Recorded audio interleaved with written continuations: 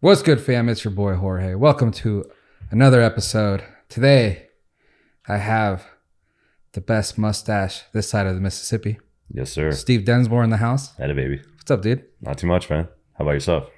You know, just living life. Best way to do it. Yeah, so you're from Michigan? I am. And you're in our area right now? What are you doing here? I just came in town for the Street Vibes event. Okay. Just hanging out with friends, catching up. It's been a couple of years. Yeah? Yep. When's the last time? Like 2 years ago that you were Almost here? on the dot. Yep. Okay. Yes, sir. Yeah. I had you on the show before when it was the Gamer Boys, so we kind of just talked more about gaming stuff. Yeah. So now we'll get into more of the personal life of Steven Densmore. All right, let's do it. Yeah. But let's talk about your mustache right now. Shall we? You enter in any contest? Not yet. No. It'll get there. I like the look. Yeah? You're like a cowboy Jesus. That's a new one. Yeah. I usually do definitely get the Jesus here and there. Yeah. When I had the full beard. Yeah, what's up with that?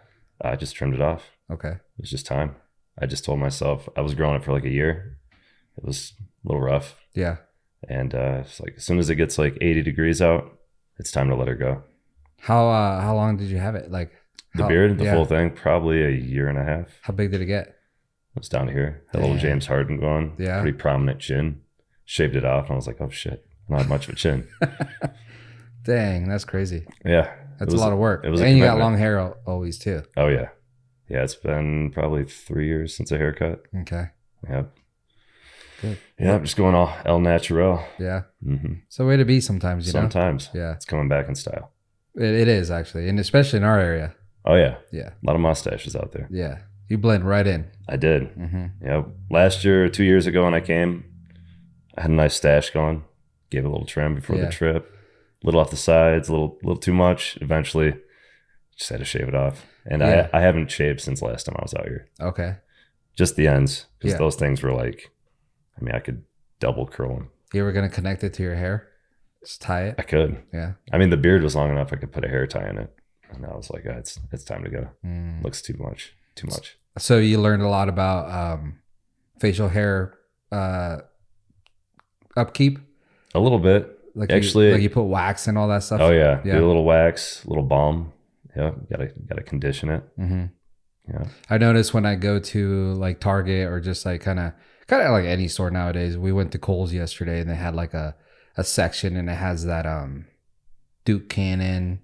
Oh yeah, that type of stuff, and it's all. I really like it. They have like a good lip balm and like a good lotion, but everything else is like beard care. Like there's like no like just normal hair stuff, you know. So it's kind of didn't really cater to you too much. No, I mean to me, no. I've been trying to talk you into growing the mustache out. It won't work as much. He as insists he can't do it, but yeah. it'd be meaner than mine. I know this. I don't know about that. You got some dense hair. Yeah, on the top of my head, and that's it. Look at my arms. Not a bad place to have it though. Dude, I've never shaved my arms, and that's nobody here. It's easy. So yeah, simple life. So it's just the top of the head, and that's it. It's too bad. Some people don't have a whole lot of hair up there. Yeah, some friends we know. Yeah, poor guys. So what's up, dude? What's going on in Michigan? What's going on in Michigan? Taking care of cats. A lot of cats. Little cat colony. I'm a cat herder, if you will. Take care of some cats. Living back home with my pops. Mom passed away in December of 2021. Yeah. So I'm there to not that he needs like someone to take care of him because he's able-bodied. He's busy mowing lawns and working on his garden. Oh, okay. But someone to keep him company and make sure he's not burning the house down, that kind of thing.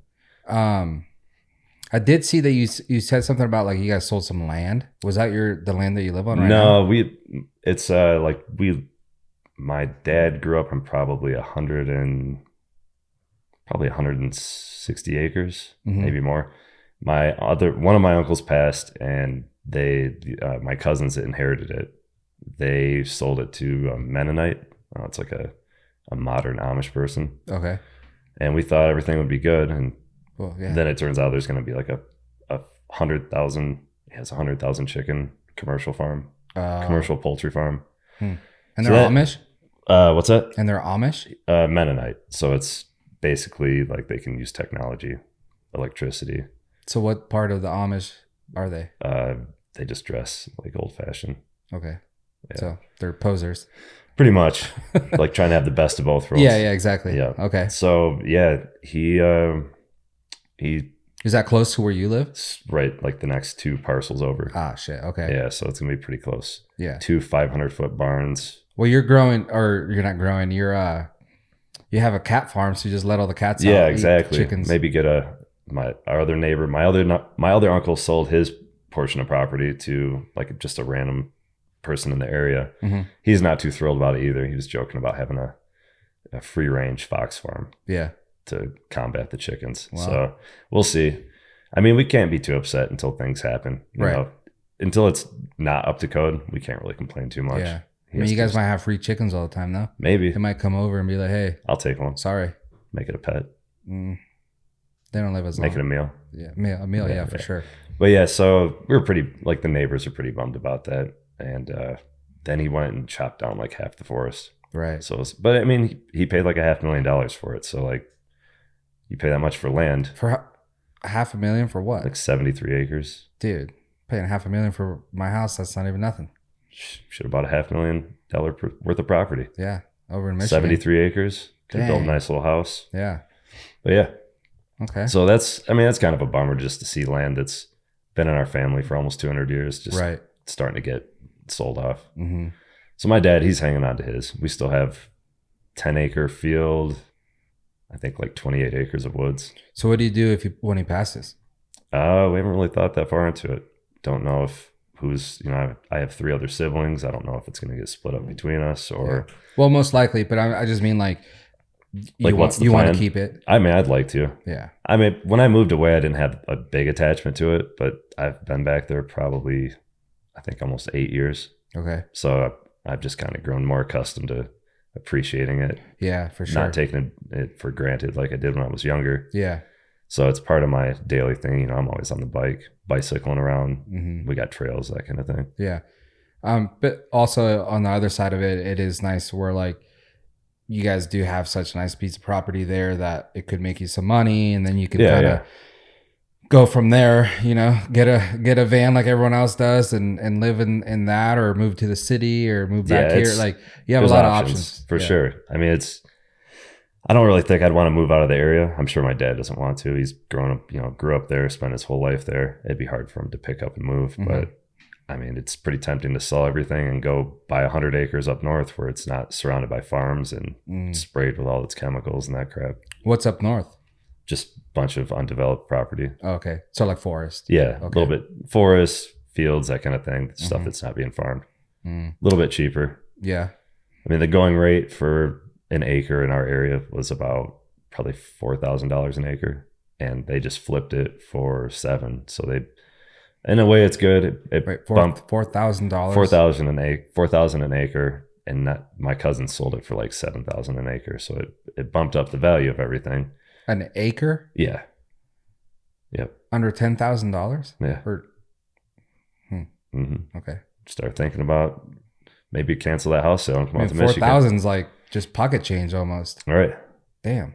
Okay. But it depends on the area too. Right. Like my buddy, he bought 3 acres next to like one of the better public schools and $33,000 an acre. Okay. So that sounds a little bit. Just depends on the location.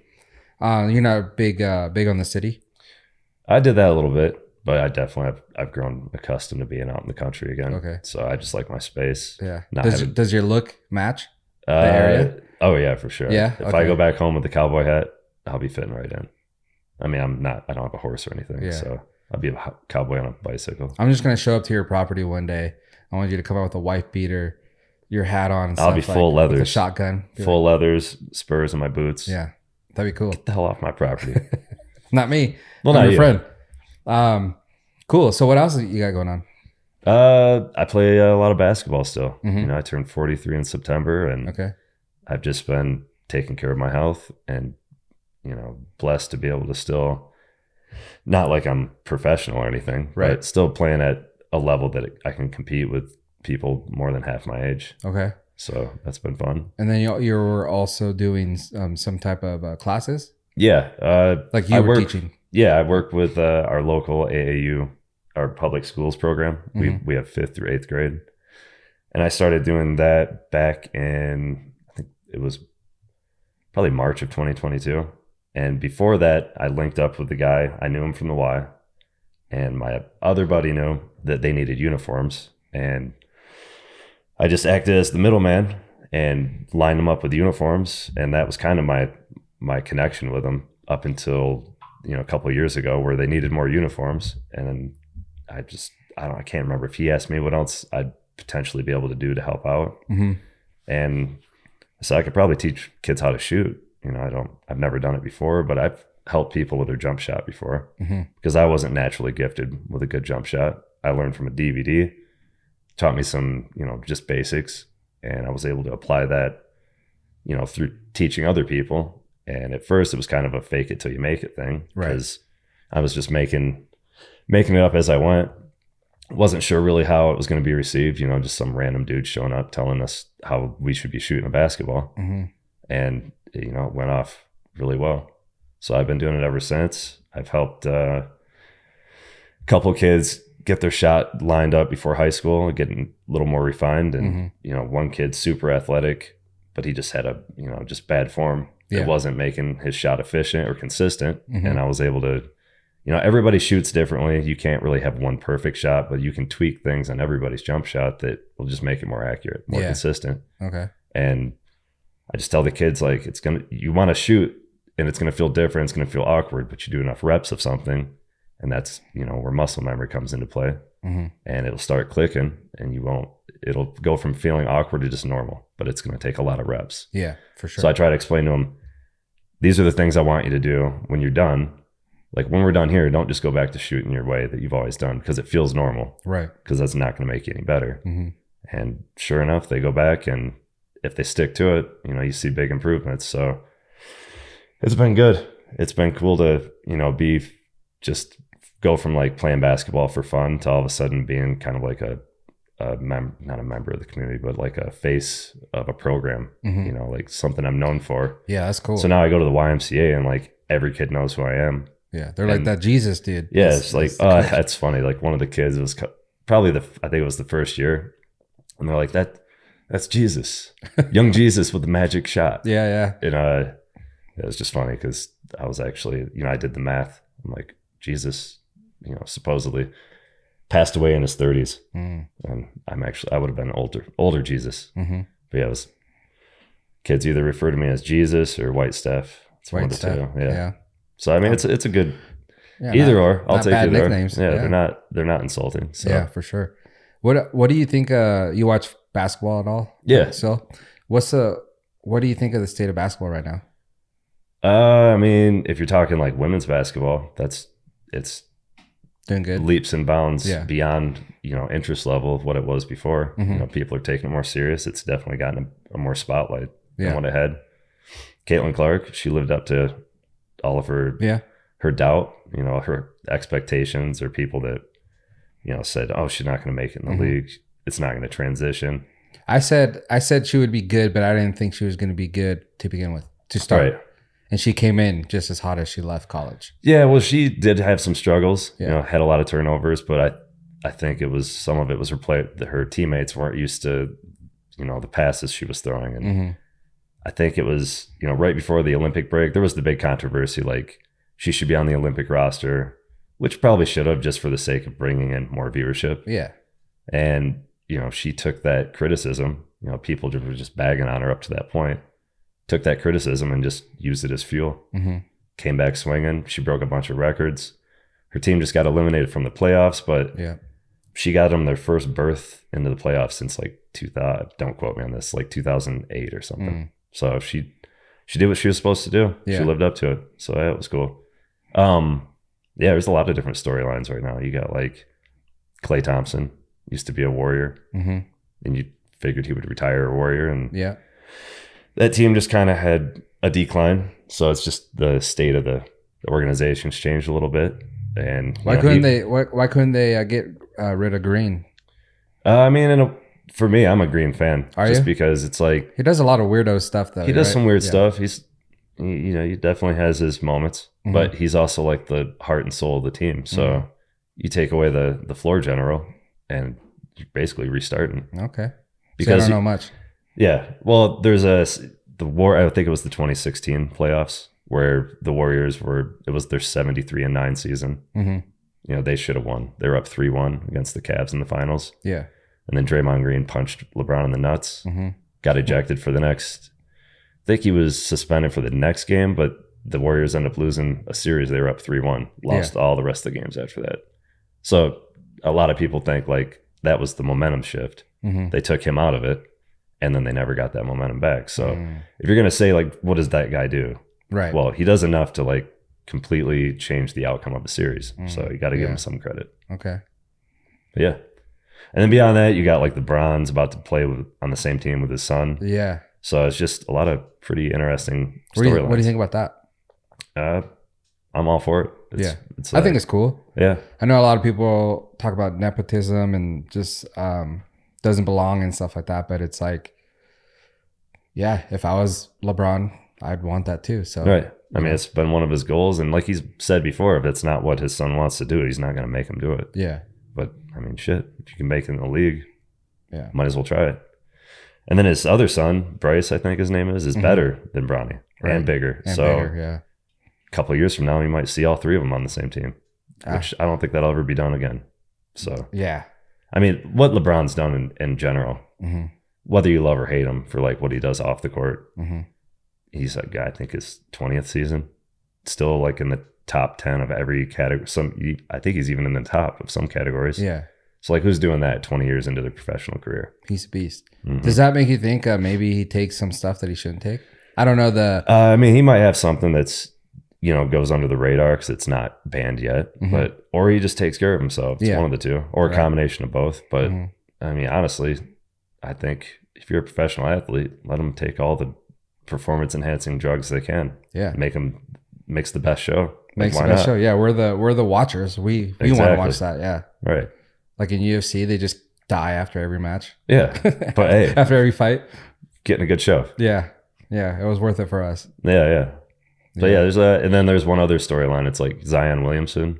Right. He was that big dude that went to the Pelicans and just kept getting bigger. Yeah. And not playing as much.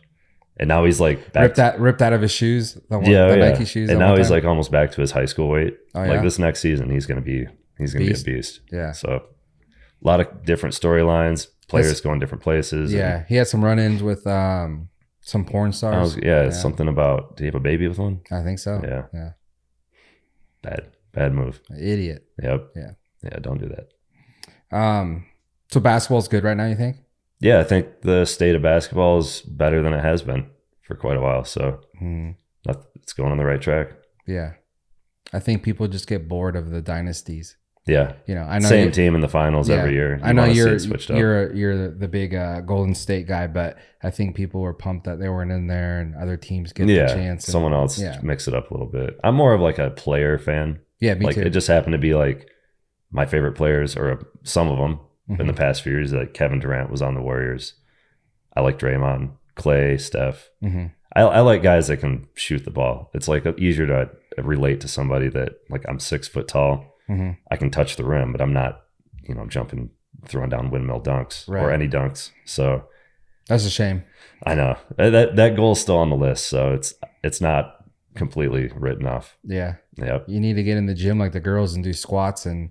I do a leg program. I think maybe I talked about it the first podcast. I was just kind of getting into it. It's the knees over toes guy. Yeah. Ben Patrick, who's blown up since then. Like, got on the Joe Rogan show and just became that guy. Millions of followers. His program works, man. It's anybody that has knee issues. If you just walk backwards on a treadmill, powered off, it's called reverse dead mill. Do that 10 minutes a day. I can 99.9% guarantee the quality of your legs are going to be dramatically improved. And what's that do? I don't know the full science behind it, but it's, considered reversing out knee pain. It's going to, because we're always training forward motion, everything. Well, you got to train the muscles that don't get activated. So that's how you do the reverse. And it's the one way it mimics dragging a sled, like a weighted sled. Yeah. And it strengthens your VMO. It's like a teardrop shaped muscle right next to your kneecap.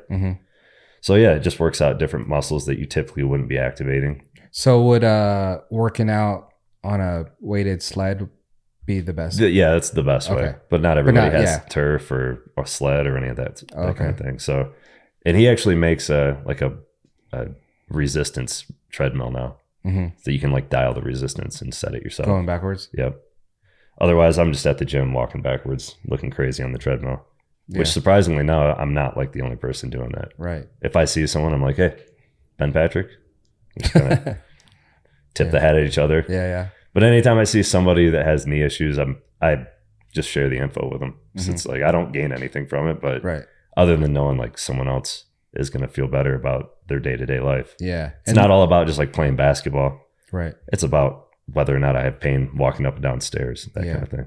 And sometimes that's all you need. Like when people like do their research, they're reluctant to do something like, oh, this guy's just famous on Instagram. He just went viral. Yeah. So that's all it is. But then if someone comes and says, no, I've tried it and it worked really well. Yeah. I swear by it, man. Yeah. Like I was told at 38 that I had, I had torn cartilage, not meniscus, but cartilage. It's like a padding underneath your kneecap. And I did enough research knowing that there's not a lot you can do for it surgically. They can drill holes in the cartilage or in the area, and then your body regrows cartilage, but it doesn't last because it's not the original. Okay. So when I went into the sports specialist and she said, oh yeah, it's, you got to do pain management. You got to stop doing all the things that you enjoy that are agitating it. And I'm like, I'm not going to do that. Like I'm 38. I'm not stopping to play. I'm not going to quit playing basketball now. Yeah. And then she said, well, the next thing will be a knee replacement. And I'm like, at 38? So sorry. How were your knees so bad? Just overdoing it. Just excessive usage, just beating on them too hard. Diet maybe. But yeah. So then it just miraculously, after I had that meeting with a specialist, I stumbled across Ben Patrick on Instagram. And at that point, I'm like, what do I have to lose? Right.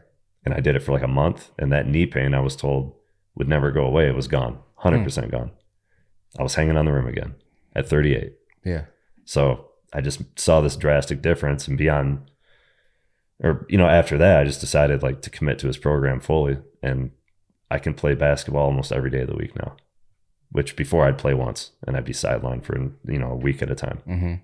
But yeah. And when you go work out, that's the workouts you do. You focus more on that stuff instead of other. Yeah. I'm not really hitting weights. Okay. I mean, I probably should. I'm a skinny dude. So you need to get in there. I mean, that's the downside of constant cardio. It's hard to keep weight on. Yeah. But yeah, if I go in, I just do the leg program. It takes roughly 30 minutes, 3 times a week.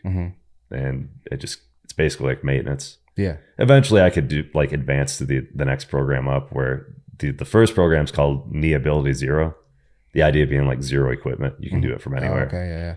And then when you advance, you can start adding weights to it and start, scaling it up. But I'm not to that point yet. Yeah. Cool. But yeah, it's been awesome. Well, check him out if you have some knee pain. Knees over toes guy, Ben Patrick. He's a bad dude. Killing it. Oh yeah, and he usually responds to people if you DM him. He's pretty. Probably not nowadays. Even now, like he's pretty helpful. Yeah. Oh, nice. Cool dude. Down to earth. That's good. I wanted to get into a little bit of your past and photography. Okay. You don't do none of that stuff no more? I mean, aside from taking pictures with my phone. Yeah. Which I do a lot still. It carries over. Like it's hard to give that up completely. Yeah. It's so much easier though. Oh yeah. Yeah. Which is funny because like my little phone can take a picture almost as good as like the $multi-thousand equipment that I had. Yeah. It kind of makes it kind of laughable. You still got stuff? I do. It's all dusty and needs repair. Because I get people all the time like, hey, like come shoot photos of this. I'm like, camera's broke. Sorry, can't make it. I do it too, but I just charge a tremendous amount. So I remember you saying that. Yeah. Like if you're gonna pay me that, then I guess I'll break the stuff out. Yeah, I actually pulled out my camera.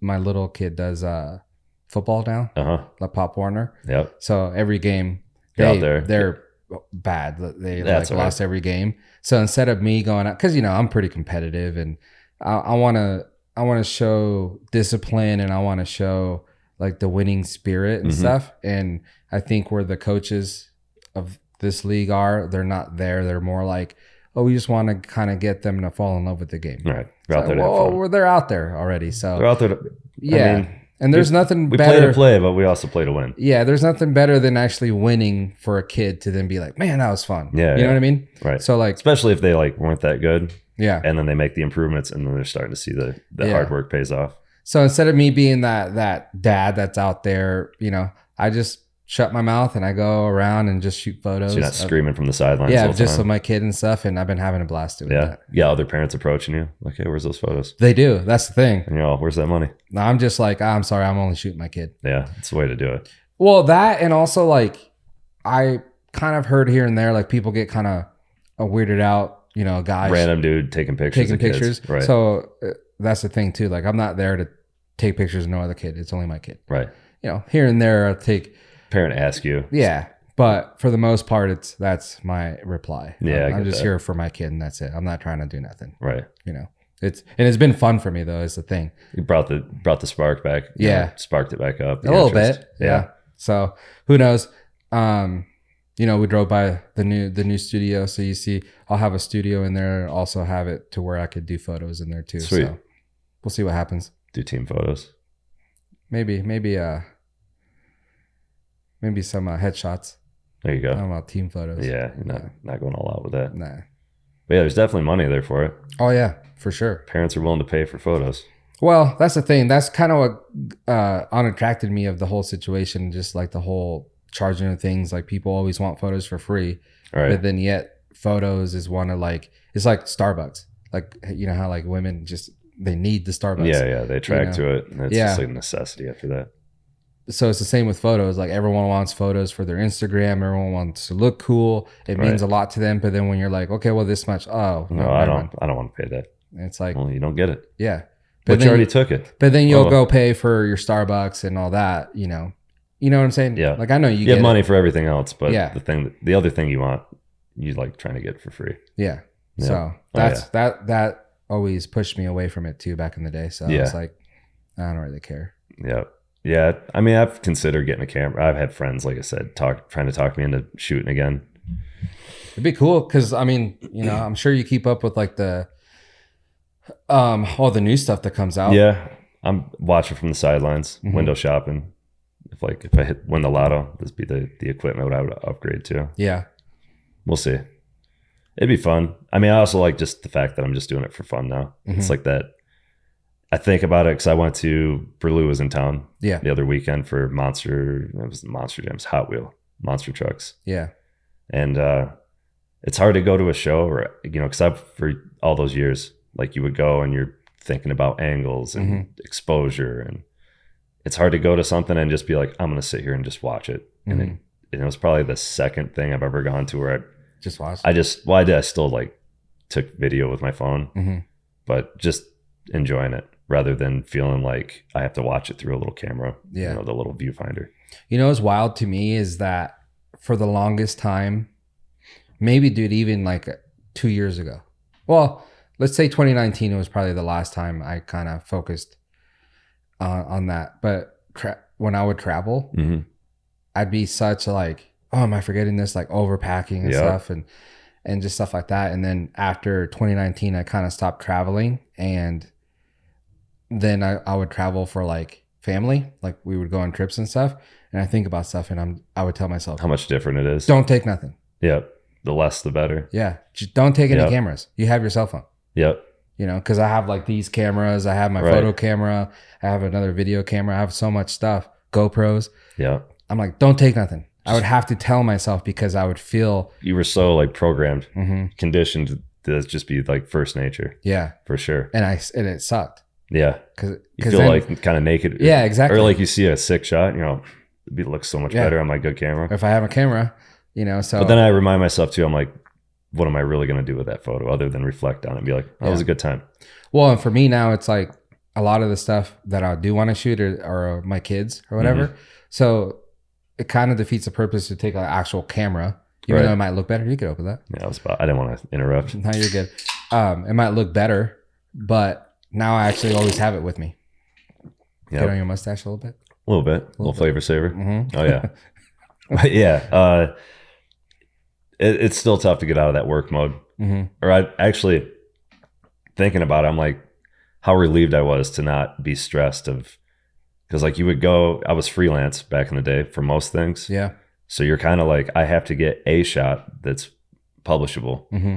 And if I didn't, it's a bust. Mm-hmm. So the idea of being able to just sit in one spot and be like, I'm going to just enjoy the show from this angle. I'm not looking around constantly. And even though like subconsciously I'm still kind of doing that, Mm-hmm. I don't have that anxiety of like, oh shit, I should have been over there. Yeah. Oh, I missed that shot. Yeah. Damn it. I know the feeling, dude. I think the last time I did something was like 2014. 2012 was like the last time I did real, like sold a bunch of stuff. And the funny thing is, I was I don't know if you were on there, but there was a group of us that were like for like ESPN, and we would submit photos, Mm-hmm. and then they would pick like winners for a certain month, and you get paid Yeah, for yeah. that. And then eventually, those winners of those months would get into X Games. Oh, I had no idea. Like Yeah. that was how you got your pass kind of thing. No, for the For the photo contest. Yeah. Yeah, remember how like Tedesco Ted killed it. Yeah. But he lost, and he was suicidal, I think. Damn, poor guy. Well, it was 10 G's, I think, to win it, and a gold shit. medal. Damn. Yeah. So that was like the last time I did something. But what was funny is at that time, Mace wasn't around. And I think the only person around was Jones. Mm-hmm. And that was kind of like towards the end of, I think, Mace writing. So it might have actually, well, it was like towards the end of him writing. So I don't know what year that was. Might have been 2014. That's what I'm thinking. And so he would come into town, I'd take photos. So that was my mindset. Like, I need to get a killer shot I need to get something. to get on there. Right. And I think they paid you like $1,200 if your photo was if picked. you got selected. For And they the picked contest. one of like bike, skate, moto. Yeah. So stuff like all that. the categories. So, I remember always looking, and I didn't have any photos. And then I look at what they picked, and I'm like, I could do better than that. And then when I did have a photo, I would submit it, and I wouldn't get picked, and I'd see it, I'm like, yeah, that killed it. Yeah. I'm like, damn it, dude. How come when I have photos, everyone kills it, but when I don't have a photo, I could have made it. yeah. Yeah. Because my thing was, I just wanted to get that invite to X Games. Yeah. That'd be sick. Even if on you the didn't roster. win, but it would just would have been It cool. looked cool on the resume. Yeah. So that was the last time I did like actual photo stuff, like money wise. Yeah. I mean, I definitely miss it. It was cool to like come home to visit and then go to the news rack or the magazine rack. Yeah. And find the latest trans rolled with my double page ad in it. Mm-hmm. Open it up and leave it there. Yeah. Just be like, someone walk by. Like and after see it. X Games, I'd get hit up, and they're like, "Hey, did you happen to get a picture of Biting?" Mhm. Yep. What do you need? Yep. And then I'd go to the newsstand like the next 3 months, seeing if my photo was in there. See if it got picked. Yeah. Yeah. That was cool. Those were the good old days. Yeah. But I don't even know like how, as far as moto, just because I don't follow it as that closely. I do watch the races a lot, but I don't even know how like the photo side of it works. well, like the magazines, I don't know if they do good anymore, and I don't know. Yeah, I mean, they're probably not paying people. I would say it's probably mostly in-house, like the one or two photographers they send, and you got the occasional guy that's getting one random shot in the magazine, which is going to give you like what, $200. Yeah. Yeah. It's definitely, the sport has taken a different, you talked about it before, like the interest level. Yeah. It's freestyle moto, which at the time you knew when you were working, it wasn't going to last forever. Like Dude, you can only see the same thing so many times. Yeah. And, but it was so fun and so cool at the time that like, I think I was just blind to it. really, I think so. I think the whole time I was kind of the opposite end of the spectrum there. I was just more thinking like the window of this is kind of closing. Huh. Just appreciate it. Yeah. I think it's probably why I'm sad that it's over. But at the time I just was always trying to be present in the moment, thinking like these moments are limited. Right. So like, we don't know when there was a last time that we shot something, and you didn't know it was going to be your last time. Well, and I think, I don't want to speak for you, but what I get from what you're saying is like, we're talking about a sport that we kind of grew into, and it started, and we were there from the very beginning as well. Pretty close. So it wasn't, because we could go shoot basketball right now. Right. So obviously we could go shoot anything. Still opportunity for everything. But yeah, I think you're talking about more about the sport that we kind of grew into and we caught it like pretty close to the bottom of its progression. I mean, that's when I got into it. Yeah.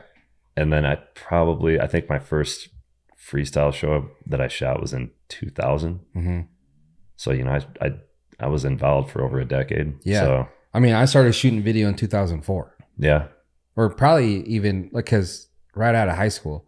So a little bit before that, actually. Yeah. You know, I didn't start doing photos till later, but yeah, I don't know. But I left willingly. Like I wanted to leave. Yeah, I wasn't too like pumped on the industry. dragging and kicking my feet to leave. I just kind of reached a point where I'm like, it's time to do something else. Yeah. Focus, shift my focus. Mm-hmm. I probably could have got a couple more years out of it. Probably. But I just kind of reached burnout. Yeah. Traveling's cool until it's just constant and it loses that allure. Yeah.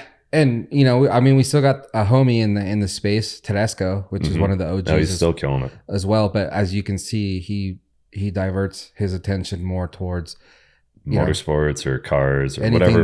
Basically, whatever Red Bull's telling him what to go shoot. Which, he stood the test of time. He's one of the few that's still out there. One Garth going at it. Yeah. And it's funny because I'll see like certain events.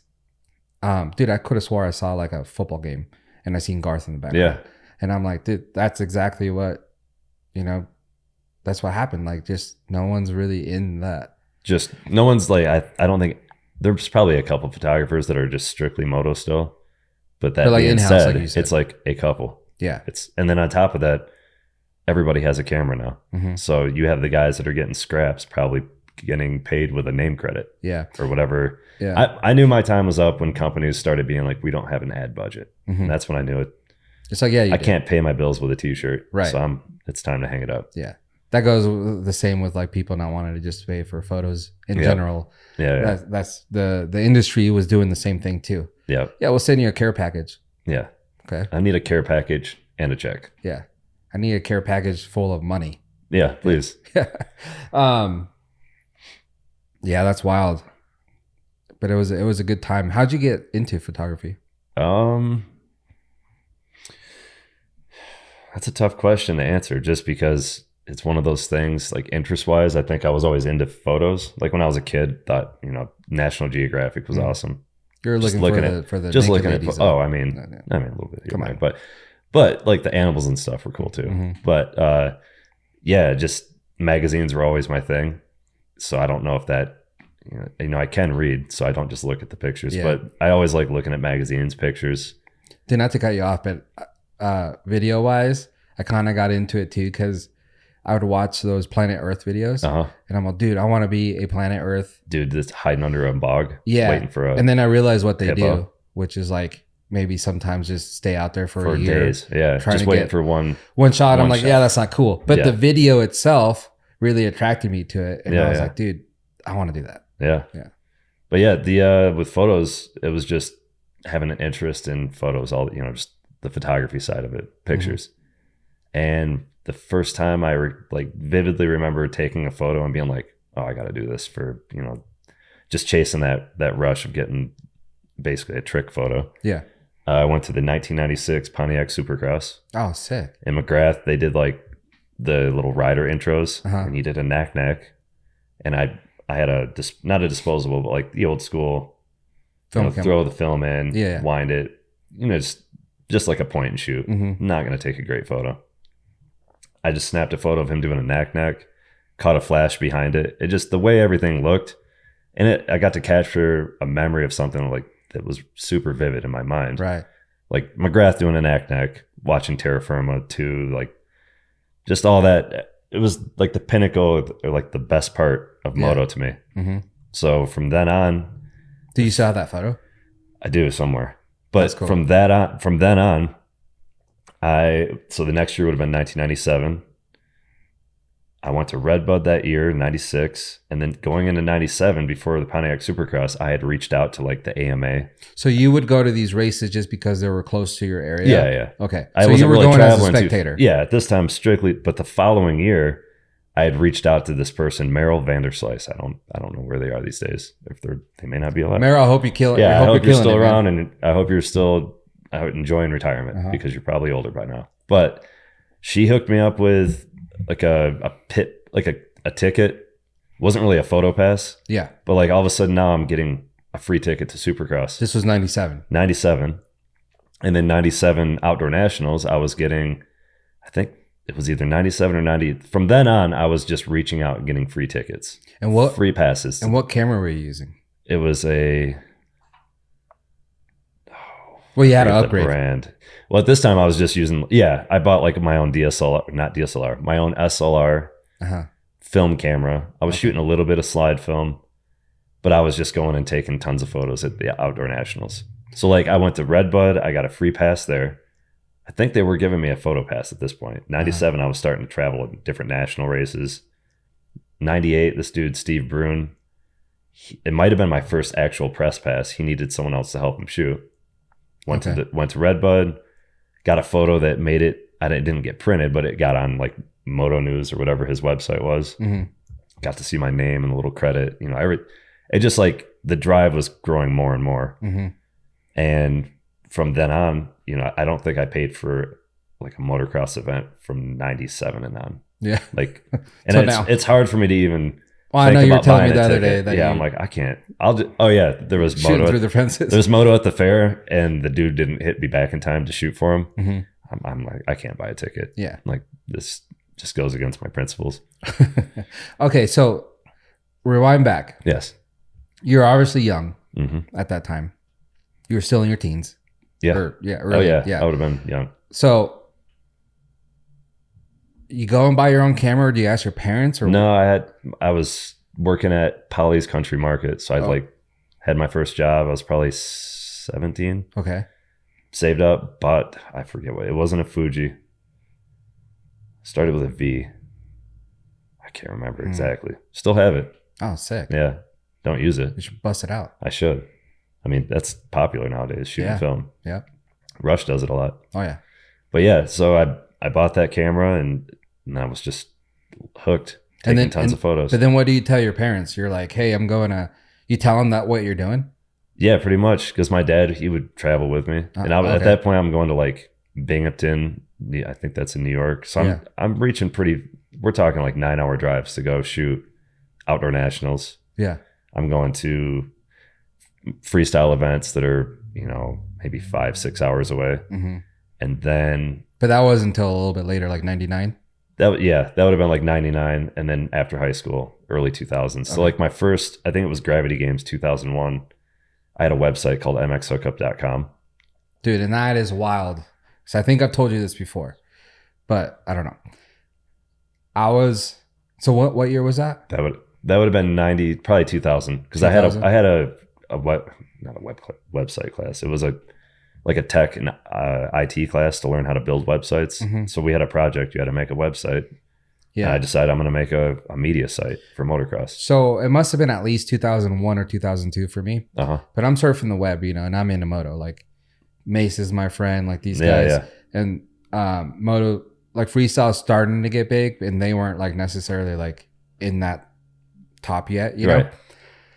So I run across this website, mxhookup.com, and I see it, and then it was like shots of you in the rafters shooting down. Like stuff like that, like at the IFMAs. Yeah. And I'm like, dude, this is sick. And that was kind of like the only website at the time. I remember. Yeah, there weren't a lot of freestyle sites. I remember always going to that. And I didn't realize that was you until I was already your friend. And then I'd already rebranded. I think I went to industry only. Yeah. Which basically MX Hookup would point you at industry only after that. Right. But I didn't realize that was you till like probably a lot later once we were friends. Oh. I was like, shit, that was Steve? Yeah, it was actually called Steve D's MX Hookup. I don't even know why I called it that. But yeah, it had me doing some goony looking. So at the time, I'm like thinking that the person that ran that was like a 50-year-old dude. Yeah, some like legit established dude. I remember at the time, my friend. I forget the website. I mean, it just got the gears turning in my head. Like I'd reached out to somebody who thought about potentially letting me go shoot Supercross for them. And I he was corresponding back and forth with me. And I remember running upstairs and telling my parents, like, I might move to California. Like, I'm going to do all this. Like, this is what I want to do. Cool. Which I almost did. Yeah, I moved to Nevada. But yeah, I just kind of chased, you know, if it wasn't for the internet, I don't think the opportunities would have been there. Like, there's so many things I wouldn't have gotten access to, people I wouldn't have met. You know, going back to that, starting, you know, I went to my first Gravity Games event, which I believe was 2001. Yeah, it was. Because it was right before 9/11. Another person I had met through my website his name is Kevin Rempel, which he's actually like a motivational speaker now. He went through like a traumatic injury and learned how to walk again. Oh, okay. So he does like big conference speeches, so like motivational for corporations and stuff. He had reached out to me, and we just kind of became friends through my website. And before that trip, we had made a plan to like, I'm going to drive to Canada, pick you up, and we're going to go to Gravity Games. Okay. So we did that. It was awesome. Picked him up, went to Gravity Games, met up with Miller and Wyndham, and went out to eat, and Metzger was with us. And it was like, at that time I was probably 19. And they knew you at Miller and I knew a couple people through that. And yeah, I'd reached out to Metzger, and so they knew of me, but I was a kid, right? You know, like these were my heroes, like Metzger specifically. Yeah. So like, it was just, I remember just being, you know, like starstruck, because normally I don't really care anymore. Yeah. But when you're like, that dude is like who I look up to, he's the reason I'm into this, and we're eating dinner together. It's like pretty surreal at the time. But yeah, from then on, you know, he basically met in that realm. I met all my heroes, befriended some, learned that some are kind of dicks. Yeah. You know, it's kind of, you know, they say not to meet your heroes. So I don't after that, I've like deliberately not. Yeah. Like Rise Against, I'm a super big fan of. I got to shoot a bunch of their shows. Always had opportunities to go meet them, but I'm like, what if I go talk to the dude and he's all, fucking beat it? Yeah. And I walk away all sad and delete all their music off my computer. Yeah. So yeah, it's getting to do all that was pretty cool. Like, and so that was like my first really big event. And then after that, what was the first paying gig you had? I think it was from an IFMA event.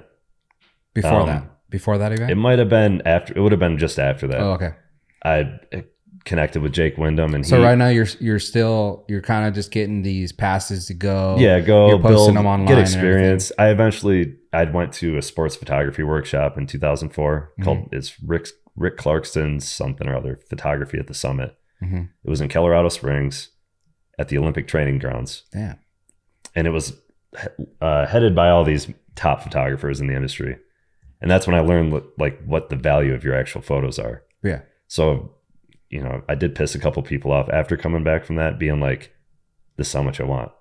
Knowing that it might be out of my pay grade, but knowing also this is the value of it. Don't get taken advantage of. Right. So did that. I can't remember where I was going with that. You're paying. Well, that's basically my first paying gig. So after that, Jake Wyndham was riding for, I forget what riding gear company. It was a new one, and he's like, "Hey, they need to make autograph cards." You know, I lined them up with your info.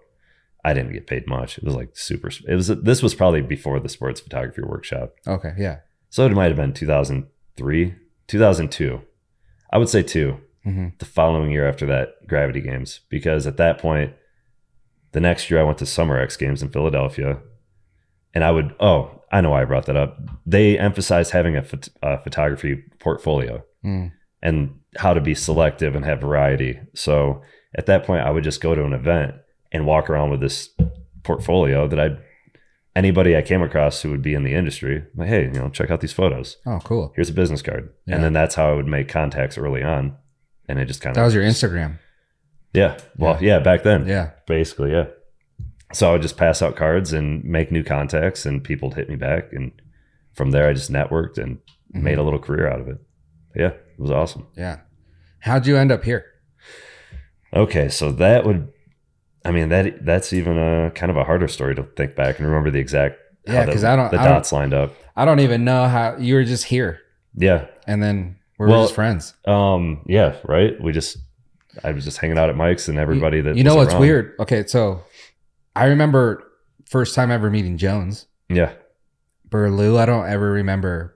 Like the time where kind of maybe a little bit, maybe at the old house that he lived at when they all moved in together. Yeah, but I remember Kneesovertoes coming over to Mike's house one day, and Jones came with him, and they're like, "Hey, this is Adam." So you remember the first time of that? Yeah, that connection. And that was probably like maybe a week or even less than that since that Adam was in town. Right. So I remember, but then like you. Yeah, I don't remember. I don't ever remember anyone going, "Hey, this is Steve." Or Densmore. maybe at Miller's. That'd be the only thing I could think that. Yeah. That or it was at Jones's and Miller's, not Miller's. Berlou, Jones, Bubs, I think all lived together. Yeah. Might have been there. Maybe. That would have been like 04. So we're like 20 years. Yeah. I mean, some of these guys I've known over half my life now. Right. Yeah. So it's pretty wild how fast time has flown. So yeah, tell us the story how you ended up here though. To go back a little bit further, mxhookup.com. Mm-hmm. I was doing interviews. Maybe I wasn't, but so there was an arena cross in Grand Rapids. I photographed it. And then maybe at another arena, maybe in the near Canada, the same dude, Kevin Rempel, he interviewed Mike. Mm. So maybe me and Mike had started talking on like AOL Instant Messenger. We just, became friends. Before Mike was even doing freestyle, when he was doing arena It would have cross. been like probably just after that. Or maybe we kept in touch after that. And I don't know, we just kept in touch, maybe saw each other at events. He let me know eventually at some point that he was buying a house. He'd have a room. And I had been talking about moving out. And I just did it. That would have been That's wild. 2005 maybe. Yeah. Yeah, so he bought the house, had a room for me. I packed up everything I had. Not everything. I like filled a pod, put a bunch of stuff in storage, threw the old 99 YZ125 in the back of the truck. And there was a X Games qualifier in Las Vegas. Drove all the way out there from Michigan. And that was like the beginning of my moving process. Maybe it was a lot of driving. I think I went to Pomona first. Somehow I ended up in Pomona at like the LG championship, whatever that was, that contest. And then ended up back in Vegas for something. And then from there, I went to St. George, Utah to film with Jay Schweitzer in the dunes, which my bike did not, the jetting wasn't right. Yeah. Thing died in the middle of the dunes, left it there overnight. Dang. Went back the next day, got it started, rode it back to camp. Pretty much never rode it after that. Yeah. Still have it. Still do. Not a baby. Need to rebuild it. Yeah. But yeah, so long story long, I drive. Basically, I'm driving back to all these different places, and eventually end up living at Mike's parents' house until they made like the full move to his house. So like everything was already out here, and so just once it was like home base, and eventually moved into the 199. A lot of good times. Oh yeah, a lot of good times at the 199, and then once Mace moved out of there, you moved back home. Well, I Michigan? moved in like 08. I moved back to Michigan for a girl. Terrible move. I remember that. But at that point, that went south, and I kind of moved back out here without all my stuff. I just came and stayed at months at a time. Like I'd book a flight one way. I'd be like, oh, I'm going home this date, and then it would get closer, and I would push it another 2 weeks, and then a month. So it was kind of like I lived here, but I didn't. And I did that for quite a few years, a couple of years after that, after moving away. Yeah, and then moved back home. Started staying back home around 2012 and just kind of doing my own thing again. But yeah, it was a good time in my life. I wish I would have, drew it out a little bit longer, just because of all the good times that were had. I could have had more, but not live with too many regrets. But that'd be one thing if I could do over again, because it was a lot of fun being out here. Yeah. No, yeah, it was a lot of fun. So with that being said, you don't maybe picture in your future or anything like that, like getting back into photography, kind of doing the same stuff, but then maybe in the area, because we did moto and stuff like that, but then, like all these teams, like you actually have sports teams. Close that I work. You. I mean, at this point, you're saying professional, sports. Like stuff like that, or just whatever. I mean, and part of me does wish I'd put the same drive and motivation into like basketball photography, because who knows, I could be like sitting courtside around the floor shooting photos. Yeah. Or who knows, maybe I did that and I would have reached burnout, and it would have driven me away from being into something I'm real passionate about now. But you can still do it, obviously. Yeah. But that doesn't cross your mind? It does, for sure. But I'm so spread thin right now with like all the things that are on my plate. Just from, I still do the headshot red dot, which is kind of taken, backseat to some other stuff I have going on now. But it's nice to have. But orders probably start coming in because the new Call of Duty comes out. Exactly. Yeah. You got holidays coming up, so I got to get back home and build up a stock again because I kind of build them on demand at this point. Right. Order comes in, knock one out. I haven't really advertised with it, but I'm just staying so busy with other stuff because I'm doing basketball training too. Like I mentioned before, I'm working with 5th through 8th grade. Okay, that's volunteer work, so it's like out of season we do Sundays 6 to 8, and it's like doesn't take up a ton of my time, but in season it's like Monday, Wednesday, or Tuesday, Thursday plus the Sunday, and then once it's in season, I have private students that I do get paid from.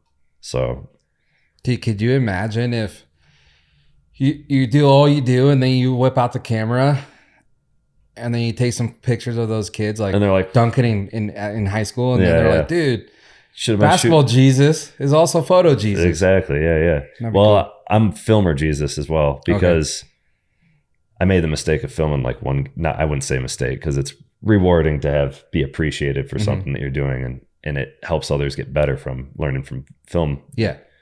But I filmed a game, and then now if I go to any of the games, like a whole weekend of AAU tournaments, you get a clip. It's so many. You get the clip. It's so many. I mean, it went from riders being like, "Where's the photos? Where's the photo?" Now it's little kids or high schoolers being like, "Where's our game? When are you gonna upload it to YouTube?" So at one point, it was about a month's time, I had filmed 100 games. Damn. It's like a different. Anytime I go to a high school game, I'm like, I'm here. I'll just film it. I got a nice tripod, camera takes pretty good video. So yeah, I've basically delegated myself to being like the film guy for them to, the players to study and get better from. Yeah. So at one point, I'm kind of OCD. I had all of them uploaded, but they weren't labeled. And the kids were just like, where is the footage? I'm like, they're all up. I just got to go through them. But I'm so far behind. I've forgotten what games are which. Finally, I'm like, they're up. I've just labeled them as they're chronologically ordered. Go find them. I'll get to label them properly eventually. Yeah. But yeah, it was just a little overwhelmed, kind of a repeat of history where you fall behind on something and then you just keep shooting more and more and the backlog is just overflowing. But yeah, it's been rewarding to not only help kids get better at shooting, but also, I explain to the kids, they all want to see this footage. I'm like, are you watching it to build your little highlight tape? Or are you looking for all the areas you can improve? Because that's really what we're looking for. We're looking for lowlights. Yeah. We can cherry pick all of our best moments, but we need to be the purpose of this is getting better, learning from it. Yeah. So you have more highlights. That's what I tell my kid, dude. They have him playing. Well, they don't know what they're doing, but he plays linebacker and running back. So when he plays linebacker, he's always there, but he's very timid. This is his first year ever playing. Yeah. So I don't know if it's because I don't want to hurt a kid or I'm not sure if I'm allowed to hit or whatever, but I'm like, dude, it's football. Yeah. Hit him. Kill that kid. Yeah. So he's always there, but he doesn't tackle usually. Yeah, he's just a little too so he kind of runs reserved about it. Yeah.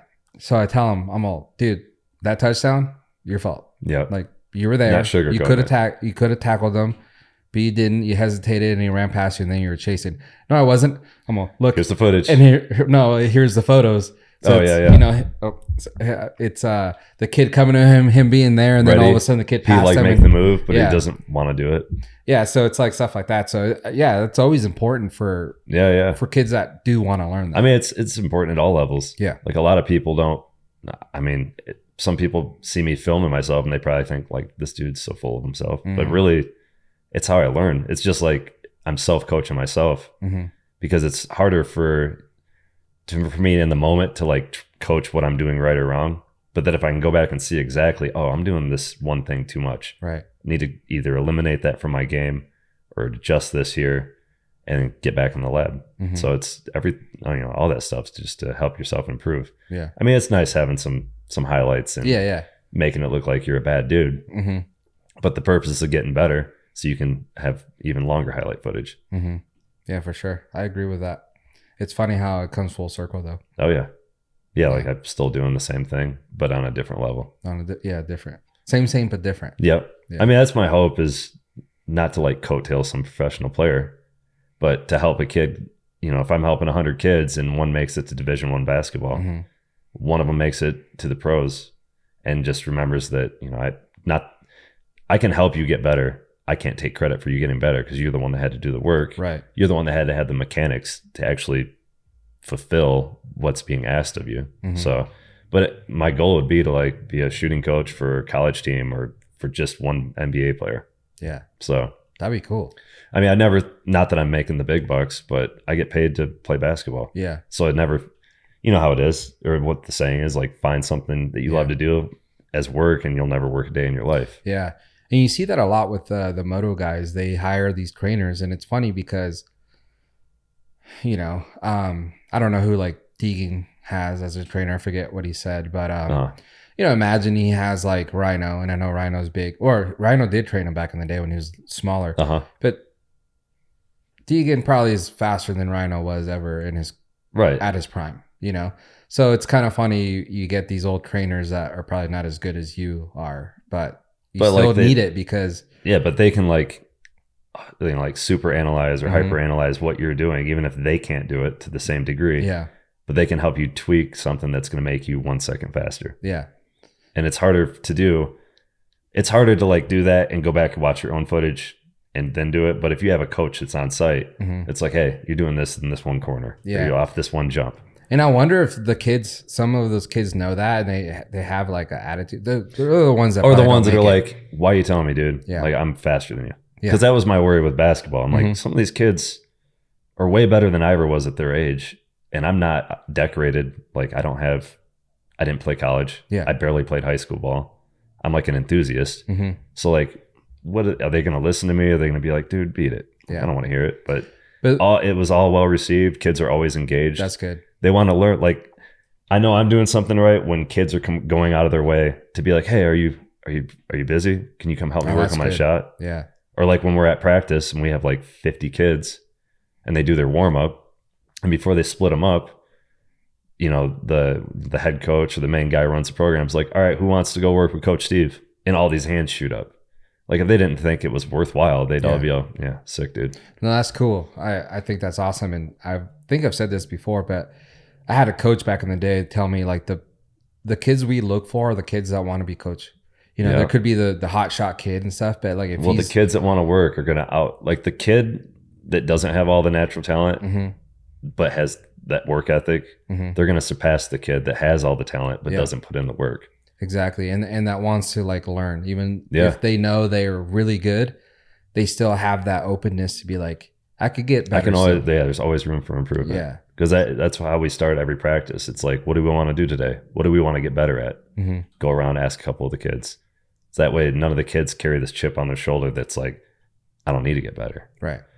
I mean, it's tough to have a kid that's really naturally talented and that, you know, struggles to push themselves because they know I'm good enough. And it's hard to get them to understand, like, you are good enough, but the kid that's not good enough, he's going to outwork you and he's going to surpass you. Yeah. And pretty soon he's going to be the kid starting.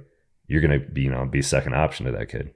So got to have that Kobe mindset, that work ethic. Yeah. Got to be willing to listen. Yeah. I mean, I preach, I mentioned it before, I preach muscle memory.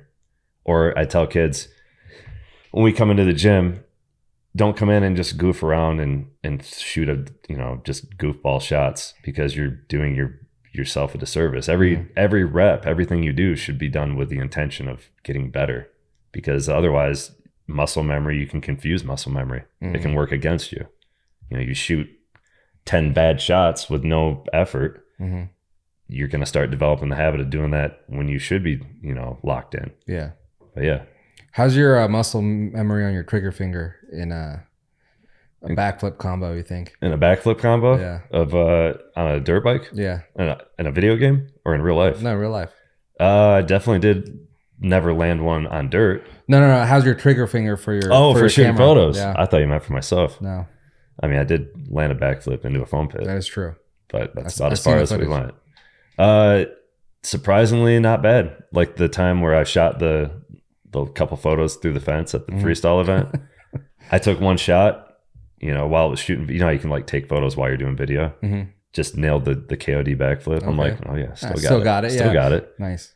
Well, yeah, that was the worst feeling though. Like when you're shooting strobes and you get one shot, and And you take the photo and you're like, legs bent, wasted photo. Yeah.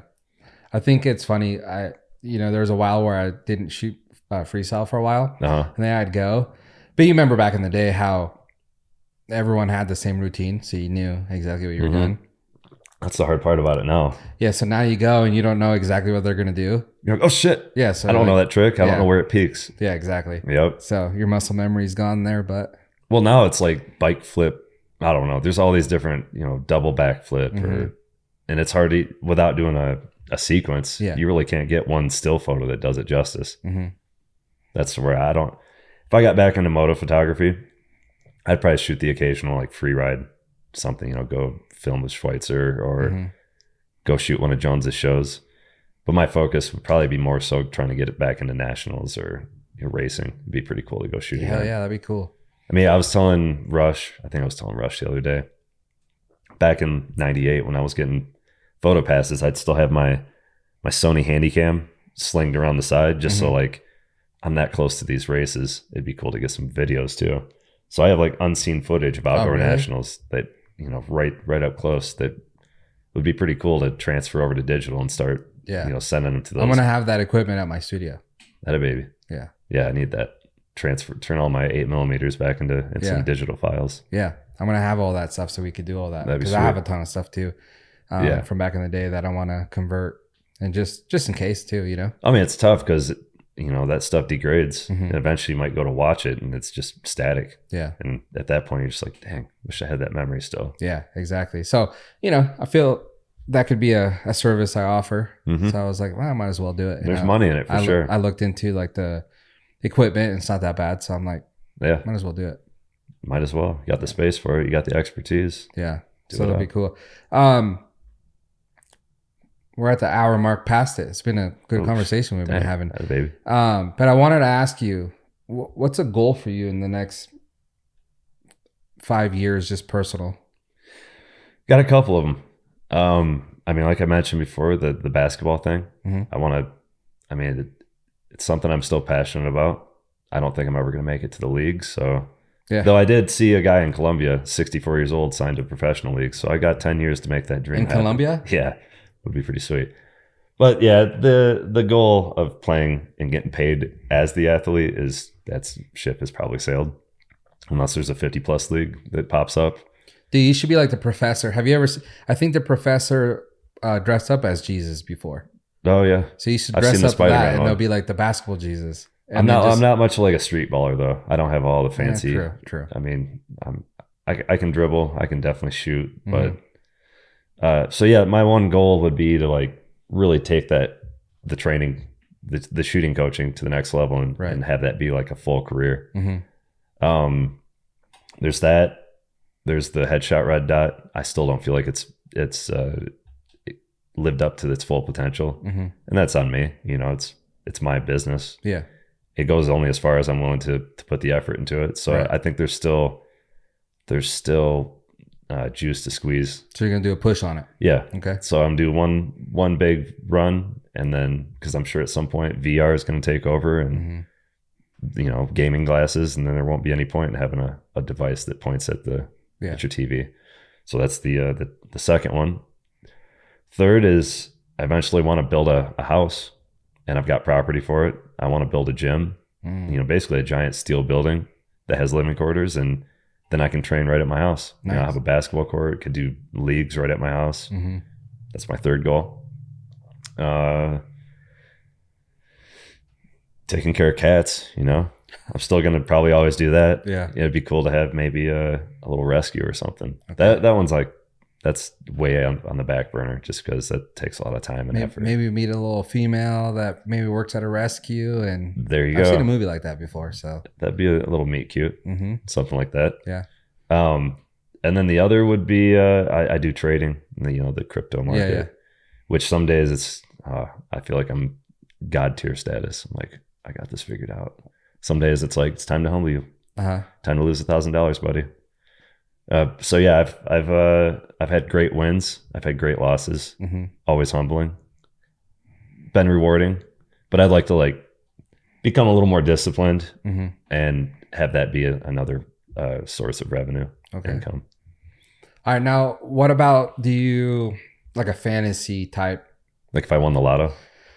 Kind of. Yeah. Is there something that you would want to do within the next 5 years, 10 years? Yeah. If I came into money, I would like to start like a community sports league that's free for all, but like with sponsors that are help fund it. Or if I'm rich, just like a use basketball league? All sports, like soccer, football, flag football, basketball, pickleball. Like an NBA, but like obviously lower tier for the community. Yeah, just for the community. Yeah. Like, you know, there's kids sports or adult sport AYSO? leagues. Yeah. Okay, yeah. But something that's free to the whole community. Something that's like, show up, you don't got to pay for, I mean, maybe you buy your uniforms or maybe it's all sponsored, but just something that gets everybody doing something, you know, constructive, healthy, keeps people off the streets doing things they shouldn't be doing, something that's giving back. Yeah. Because I think that's probably like the most rewarding part about doing what I've gotten to do so far is knowing that I'm making a difference. I'm being a good role model. Yeah. I'm helping give back and, you know, giving kids hope that may, you know, not have it otherwise or have rough home lives. Right. Someone that can show them like, hey, there's positive things that can come out of doing what we do.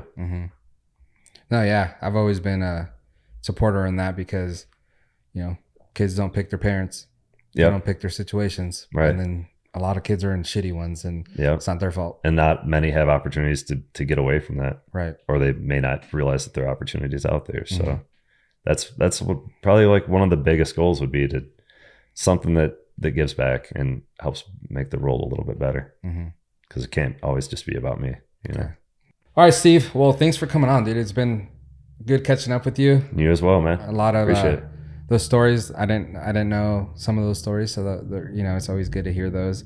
Next time you're out here, we'll definitely have you on again at the new studio. Yeah. See what you got going on. What's that? I said to see what you got going on. Yes, sir. Check out the new spot. Yeah. You have anything you want to say? I would just say that just be positive. Go out there with a mindset that you want to make the world better. You know, you can't just be Debbie Downer all the time. Right. Try to impact other people in a positive way and hope that, you know, positivity and negativity, it's contagious. Yeah. So it even comes down to like when kids are the way they're acting in a game. And I'm just like, hey, you got to lift everybody up. It's the same way in life. Yeah. You can't just be dragging everybody down. Surround yourself with good people. Yep. Surround yourself with good people and eliminate the things from your life that aren't enriching it. Like if it's not bringing something beneficial to your life, it probably doesn't need to be there. Yeah. Well, there we go. We got the wise words from Basketball Jesus. Yes, sir. Thank you for coming on, dude.